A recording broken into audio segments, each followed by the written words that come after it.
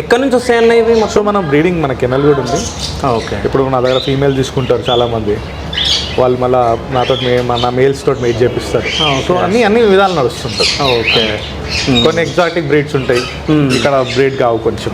Okay. Climate చాలా ప్లేస్లో అక్కడ నుంచి బయట నుంచి తెప్పిస్తుంటాయి కొన్ని, అట్లా ఉంటుంది. సో ఇప్పుడు అలాస్కన్ మ్యాలమ్యూట్ అని ఉంటుంది, అది మనం ఇక్కడ బ్రీడ్ కాదు ఎక్కువ. ఓకే.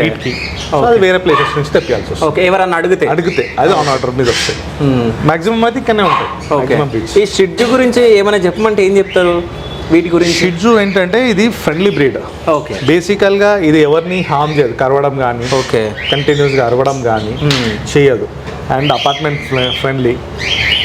బెస్ట్ పాయింట్ ఏంటంటే దీనిలో ఇది షెడ్డింగ్ కావాలి.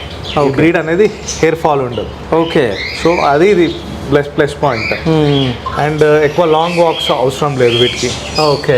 లాంగ్ వాక్స్ అవసరం లేదు. సో ఇంట్లోనే అపార్ట్మెంట్ లైఫ్లో కూడా అంటే అపార్ట్మెంట్ కూడా సూటబుల్ అవుతుంది. ఓల్డ్ ఏజ్ వాళ్ళైనా పిల్లలతోటైనా కంపానియన్గా క్యూట్ లుకింగ్ డాగ్ ఉంటుంది. అదే.